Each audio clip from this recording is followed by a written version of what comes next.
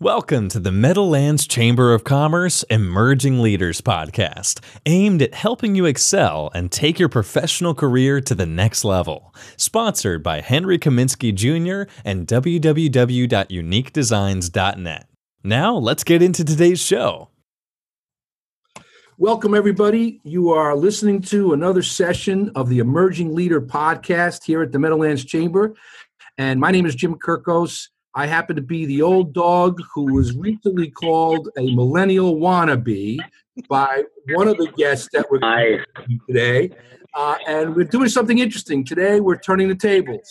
And the old guy is going to introduce the two emerging leader co-hosts so that you can get a glimpse of both of their backgrounds and their history and why I was so excited about having them be the co-hosts of our Emerging Leader Podcast and helping me to advance this Emerging Leader initiative from this direction. So say hello to Henry Kaminski Jr. from Unique Designs and Fernando Valencia from Guru Branding. Good morning, boys.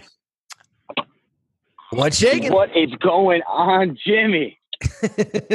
All right, so we're turning the tables a little bit here this morning, guys, and I'm gonna start out with you, Fernando, and you guys have been doing a really great job, and I've gotten nothing but really good compliments from those that are listening to the podcast. I think we're going to really be able to grow it, but more importantly, I think the guests that we have lined up have been really good, and the guests have been not only entertaining and engaging, but there's a learning experience. That was really everything that I was hoping for when I started this initiative, was that the guests and the exchange of information would really be powerful, and it is. So today we're going to get into two successful entrepreneurs in similar but yet different types of businesses. Fernando, tell us a little bit about you, your company, and then we're going to get into some of the details of your journey. All right. Yeah. Well, let's do it. It's definitely been an honor to be part of this podcast, working with you and Henry and putting all these amazing people together. It's been a fantastic journey. I started my journey. I'm going to try to make it as concise as possible. Started when I was 13 years old. I got my first job because I wanted to buy Air Force One, and I didn't want my parents to buy me any shoes. So my parents gave me an ultimatum at that age. It was go to school and get a job, go to school and play a sport, and go to school or go home. So my options were pretty limited because, I was kind of unathletic, short, fat, and shy. So sports wasn't really going to be my future. So that was out. I knew playing video games my whole life wasn't going to take me to where I wanted to be. So I was like, all right, well, that X's that option.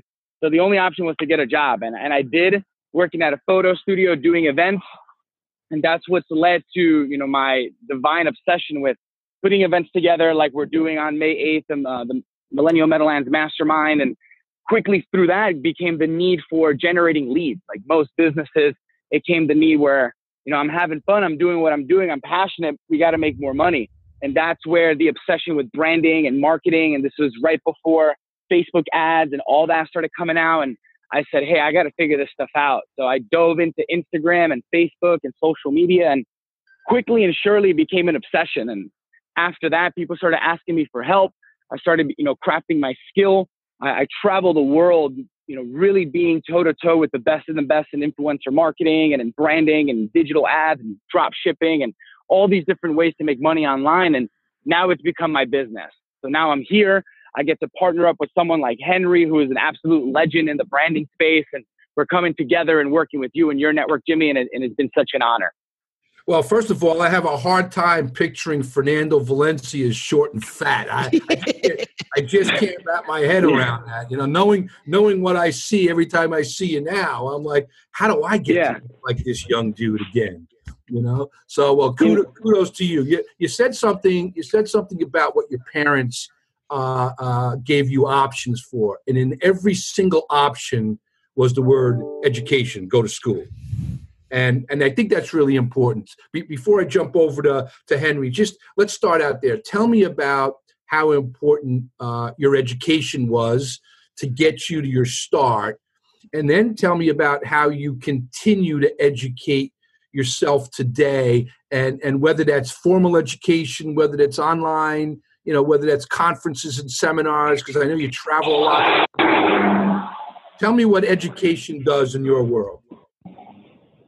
Yeah, I would equal education to one of the 6 human needs, which is growth, which I have a divine obsession on. The 6 human needs are significance, variety, growth, contribution, love, and connection. So growth to me has always been something that's been important to me. And at the beginning of my career, it was really formal education. And, to keep the conversation positive, I've learned that my best form of education is personal growth, mentors, and people. I've been able to align myself around some really amazing mentors my whole life. I've also aligned myself with some not so good mentors, and both have taught me some very distinct lessons. While some have showed me the world and given me the keys to the gate on what I want to do, the others have shown me exactly who I don't want to be, what's the character I don't want to have in my life, and more importantly, what I don't want for my family, for my legacy, and for my future. So in that span of formal education and finally discovering books and really jumping into personal education, it's been a key ingredient. I'm really obsessed with it. There's a reason why I travel the world, I speak on stages, and I educate so many people now. It's because if it wasn't for those 100 audiobooks I listen to a year, if it wasn't for those 75 to 90 seminars or conferences my company either produces, I host, or speak in, I wouldn't have met all the people I met today. I wouldn't be on a podcast with Henry and Jim if I didn't join or be part of the Meadowlands Chamber. And I've learned that as much as self-education is important, and it has truly completely changed, the way I do things and the way I run my business, it's the people that I can learn from that to me is the golden ticket. It's really finding the right mentors, or buying the right mentors, or joining the right mastermind groups. That has catapulted everything that I've done, and which is why I travel so much. I'm in Tampa, Florida right now, pacing up and down the street.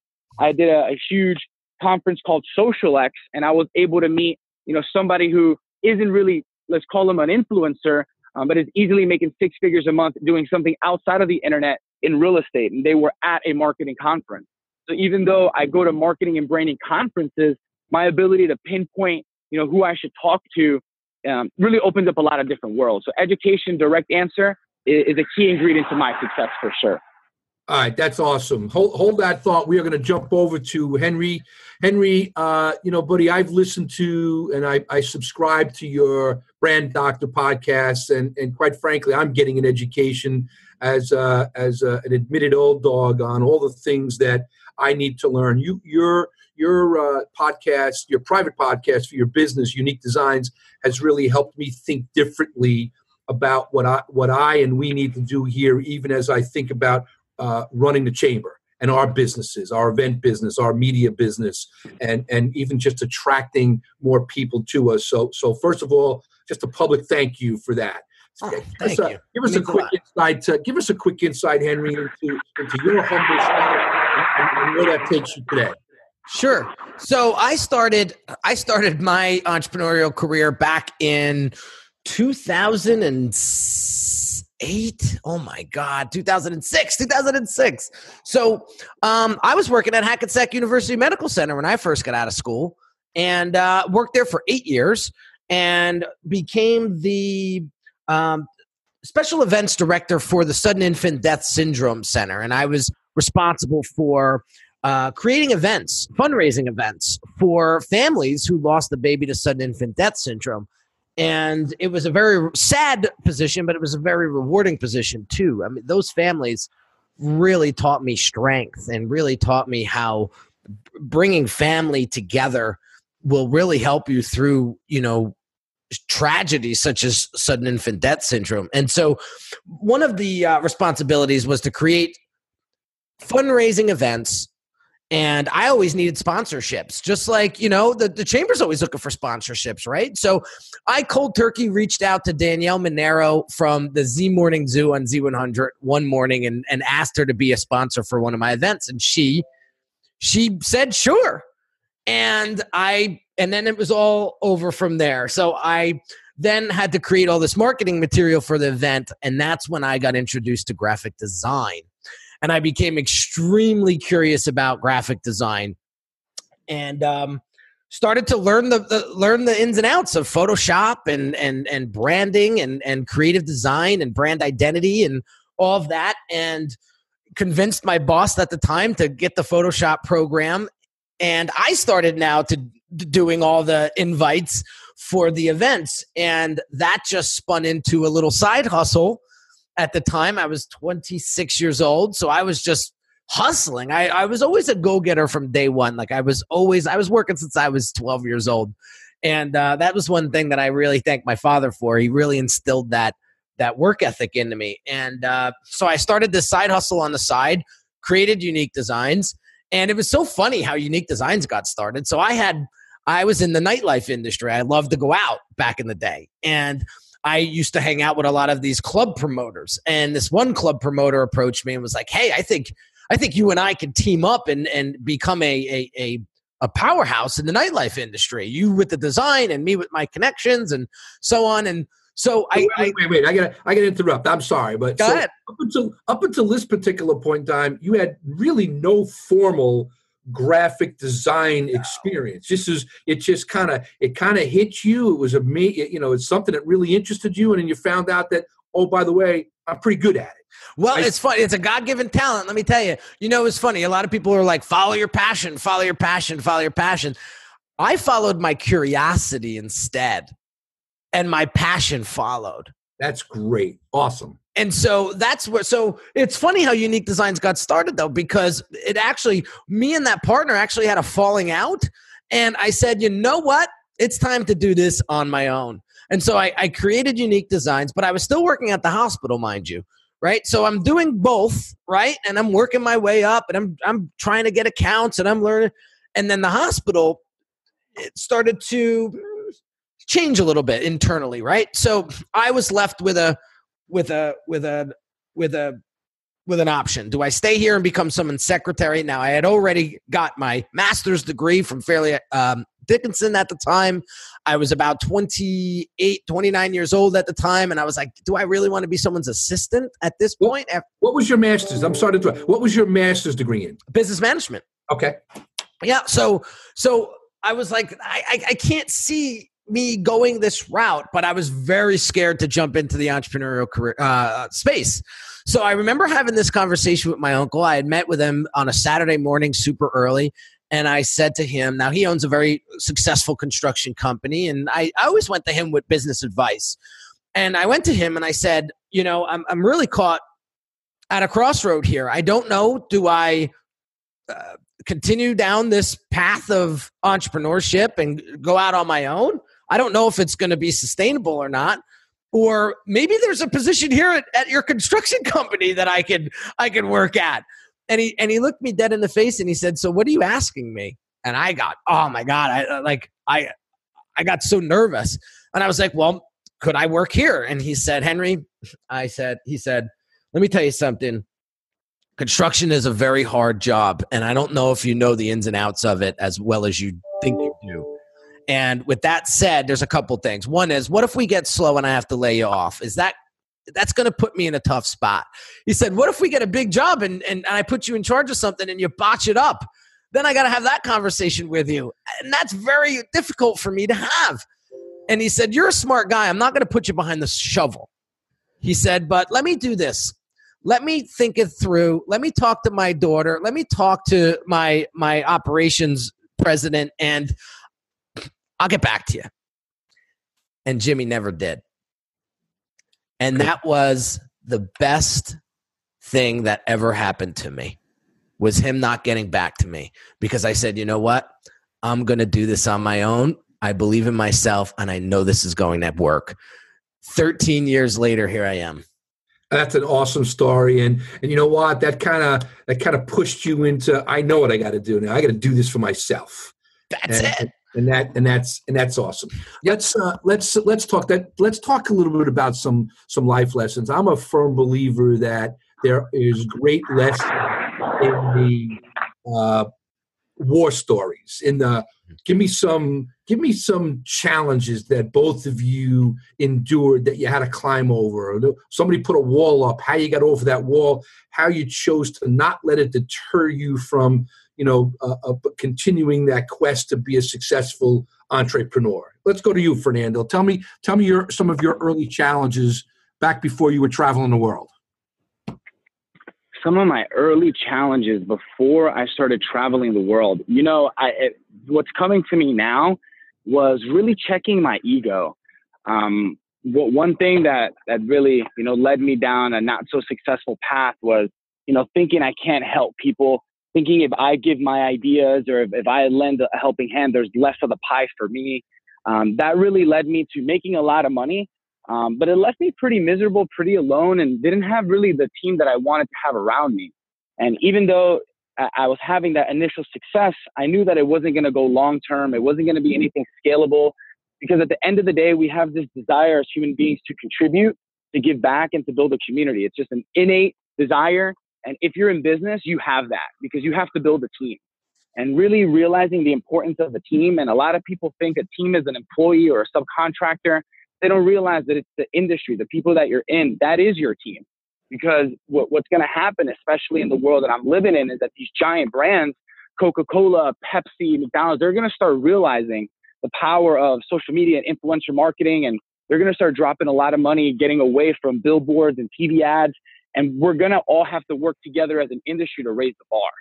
So I would say one of my early challenges was how to really be a good leader, how to use my words to my advantage, how to speak to people with respect and empathy and really understanding them, and not getting away from, hey, do this, to how can we work together for you to want to do this?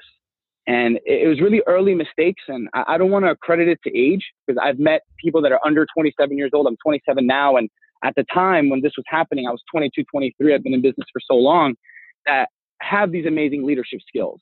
And people think that, you're born with them. And if you're not born with them, you can't create them. Some people are born with talent. Being a good leader is like riding a bike. It's something you have to do intentionally all the time, and you have to work on it to be successful. And really knowing, one, the importance of that, and then two, deciding to make it a priority. And then three, going through the process of working on how to communicate with people. That was some of my earlier struggles that I'm blessed to be very aware of now, and that I work on every day. That's really awesome. I've got the luxury of having the opportunity to talk to hundreds of members and business owners all the time.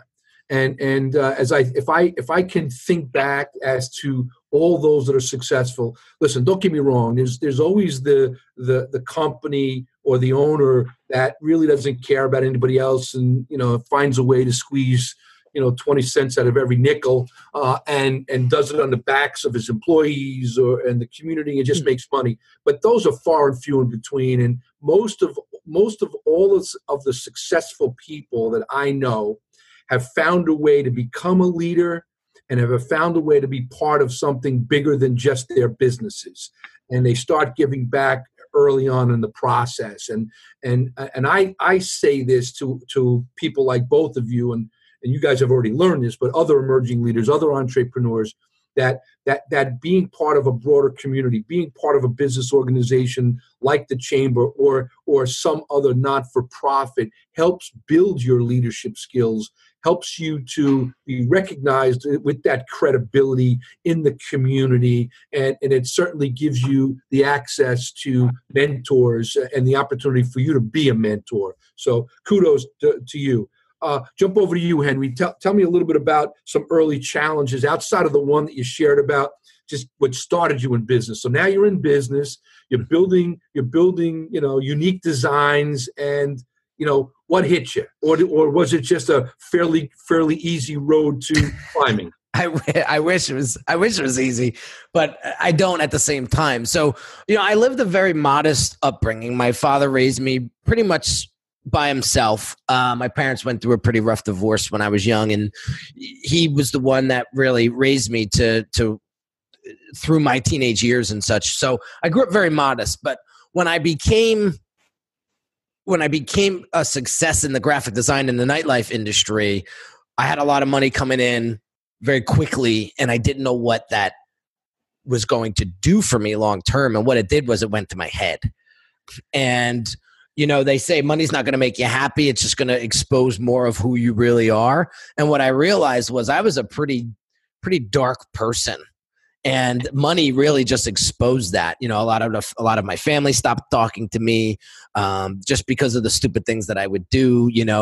And it really, I almost lost my wife over it, my girlfriend at the time. But as things started to get worse, I really needed to come to a crossroad again and say, what am I going to do here? What's more important, the money or my family? And one of the things that I realized was, you can have all the money in the world, and I've met some people that have multi-million dollars that are so unhappy inside. And I saw that, and I was like, well, that's not what I want to be. And so I put the whole money thing aside, and I started serving instead. But let me get back to one point that it was a really hard struggle for me, was when there was a company called Fiverr that came out back in 2013 or 14. I don't know exactly. And it really disrupted the graphic design industry, the creative industry, where we were selling, projects for $300, $400, $500. They were selling it for $5. There was designers out there selling it for $5. And there was no way in hell I could compete with that. So I said, if I can't beat them, I will join them. And so I myself became a Fiverr designer because my lifestyle never changed, but my profits and my revenues and my business were tanking like horribly. And I remember working like 20-hour days and being miserable. It wasn't my client's fault. I just hated the work. I created this glorified job for myself. This wasn't something that I even enjoyed anymore. And so I started to resent everything in my life, including my clients.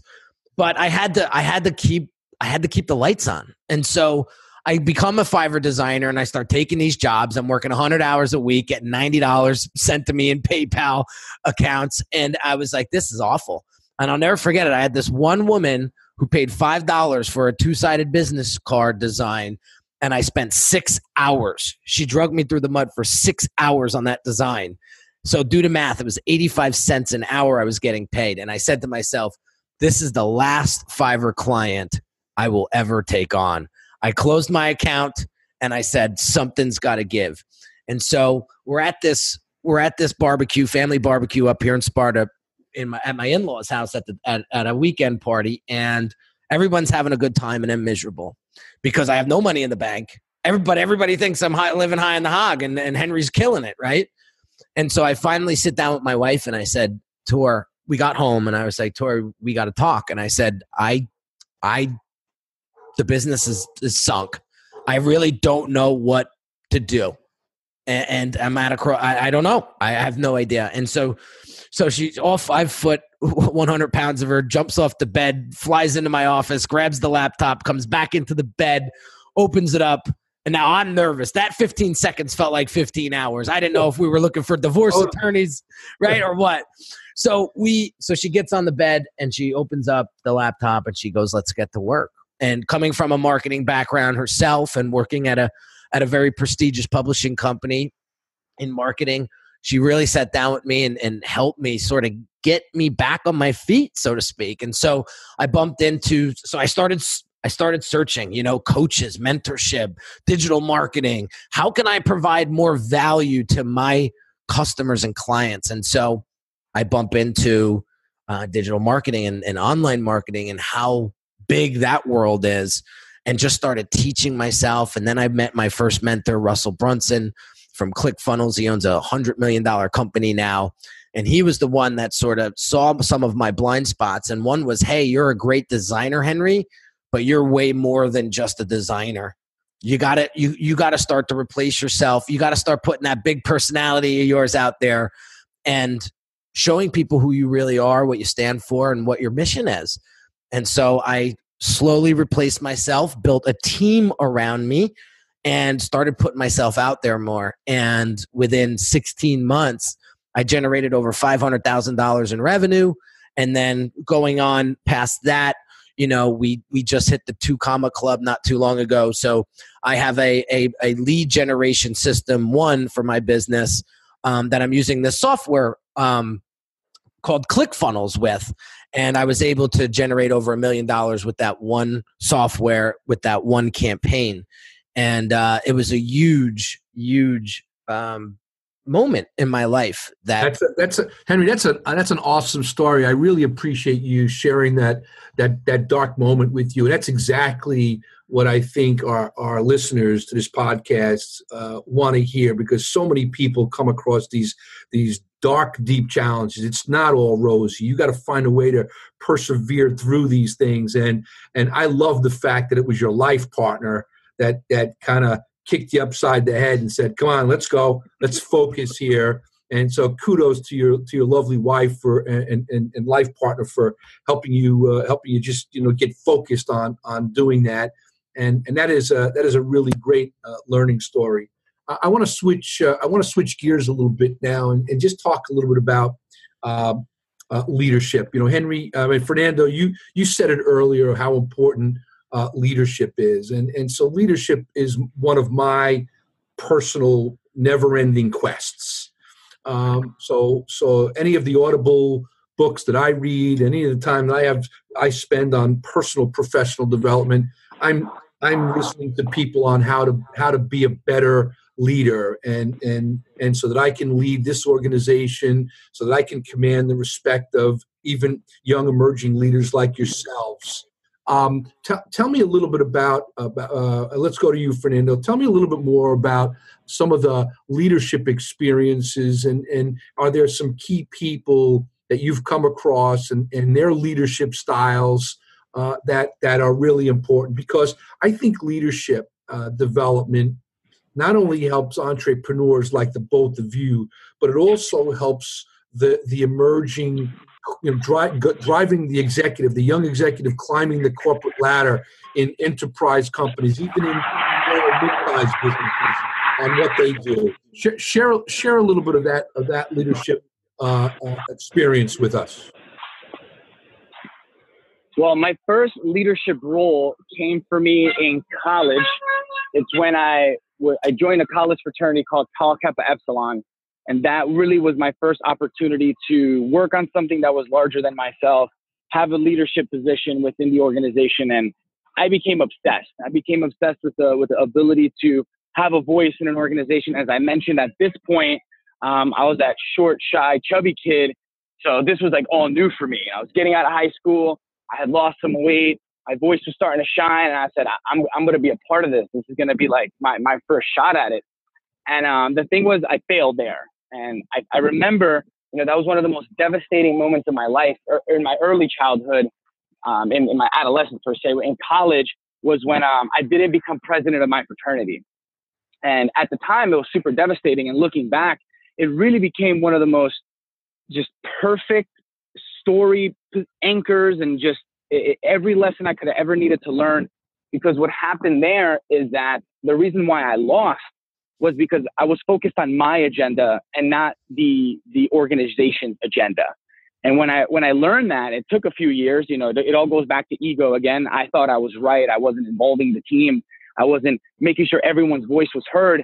I was screaming. I was trying to be the loudest voice. And I failed there. I failed there once again directly because my heart and soul wasn't for the best of the people. It was for my personal agenda. And looking back after that, when I was able to build my first $1 million company in the social event space, and I was able to manage 10 different entertainers, all of them which were older than I was, it made me realize the importance of making sure that you always focus on their agenda. And I wish I could tell you which mentor taught me this, and I don't remember it, but it's been something that's been tattooed in my mind, was if you want to be successful and you want to make $1 million, help 1 million people. And that couldn't be any more true. When I switched my mentality from how can I serve my agenda, how can I hit my goals, to how can I serve my client's agenda, how can I serve my team's goals, my team began to grow. My clients became better. My quality of life grew. My relationship with my family became better because it was no longer about me. It was about the people. It was no longer about my agenda. It was about serving the human race. And when I switched from that micro I to that all powerful we and us, everything began to change. The way I see myself, the way I see teams, the way I see global impact. And it really was that switch from the I to the we. So that alone, that small distinction has caused so much success in my life. And I would ask everyone to take that moment to sit down with themselves and ask yourself these powerful questions. Is it what I want to do, or is it what's best? Is it what's best for the organization, or is it what's best for my pocket? If we focus on the short term, we're never going to be able to see and fulfill and reach the long term. And that's the biggest difference. Well, I'll tell you what. I mean, if there was a commercial that Jim Kirkus would ever want to hear relative to being involved in an organization like ours, the Meadowlands Chamber, it's something like that. Because just about everything we do around here is aimed at building that community, building that that like-mindedness, and what when you were sharing that, and thank you, Fernando, for doing that. When you were sharing that. Yeah. Becomes a way that decision to go from I to we becomes a way of life. Everything in business and social, just the way you carry yourself, you sleep better. You just become a better human being. And so kudos to you. And now I fully understand why you're successful. Henry, how about you, buddy? Share a little bit of that leadership experience with us. Sure. So I remember going back to college. I went out for the job as a orientation facilitator. So all the freshmen that were coming into my university, they would come in for a 2-day orientation. They would sleep over, and they would be assigned, facilitators. And so I had a partner, and we would lead these high school kids into what they're about to expect in college. And I really, really enjoyed that, because as we sat around, the circles, and we went from spot to spot and throughout the day, you could see how these kids just like latched on to every word that you said, because they were so pumped that they actually had like a leader to help guide them to that next phase of their life. And I just remember that feeling. And that feeling of like, I'm really serving someone here. I'm really helping someone here. And one of the things I actually just realized recently, I just went out to California not too long ago and met with my mentor. And we sat 2 days in his office, 12-hour days straight, literally locked ourselves in there and like reverse engineered Henry Kaminski for 2 days. And one of the things that I realized was this.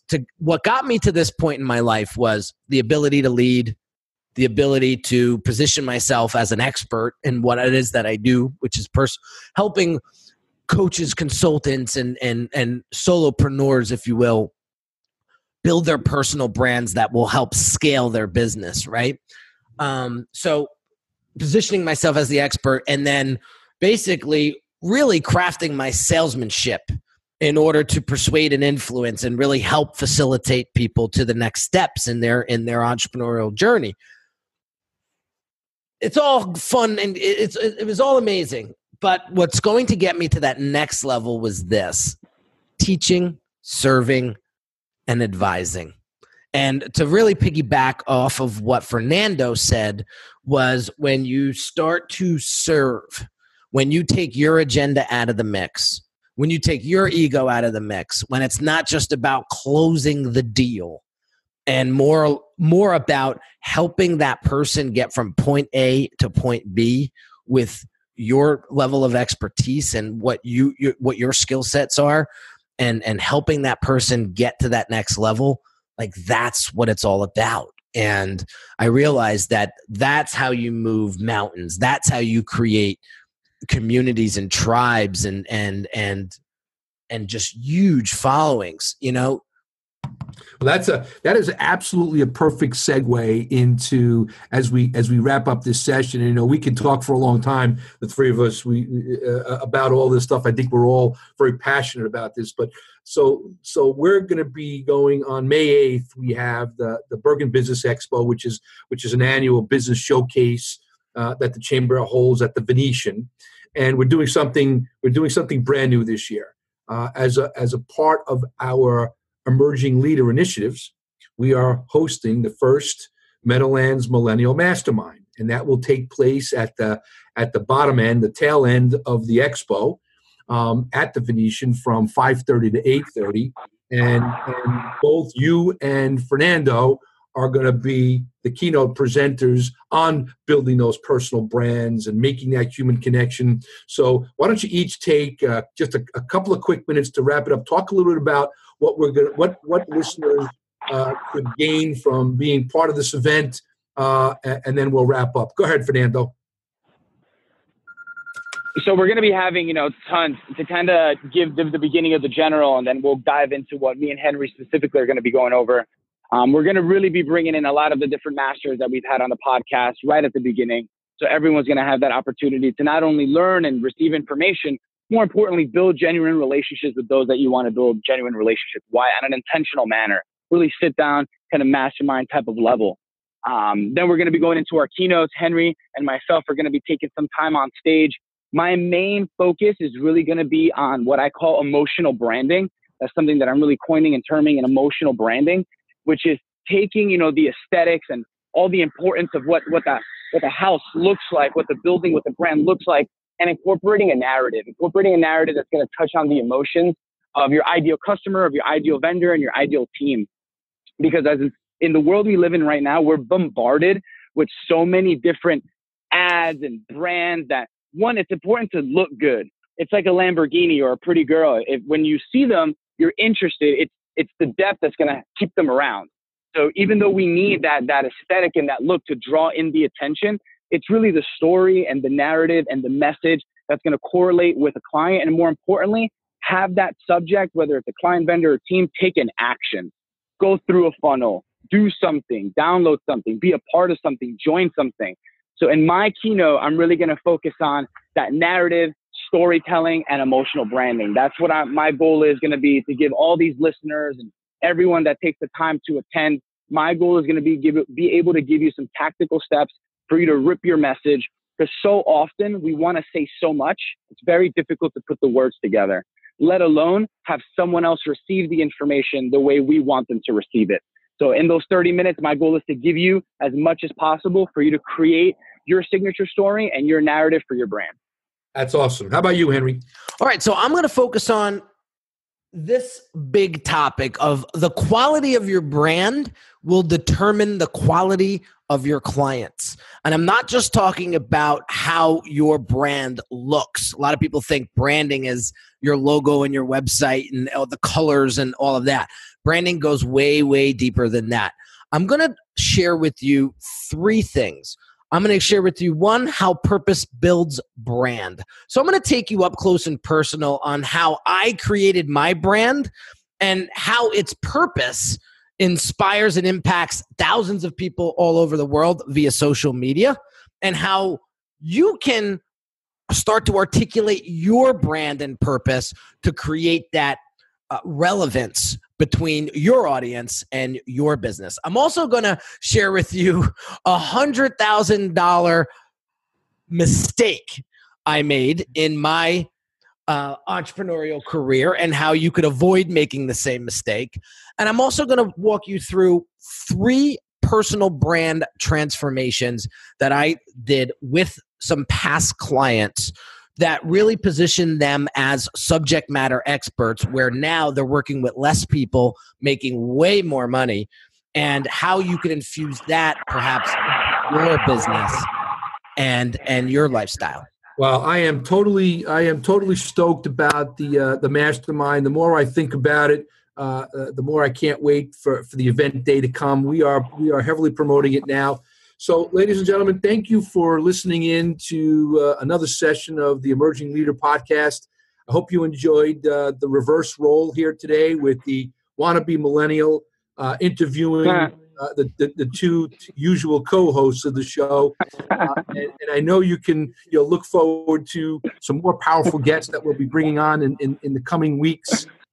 Please remember May 8th at the Venetian. You can go to meadowlands.org for any information, or call the chamber office at the contact information on meadowlands.org.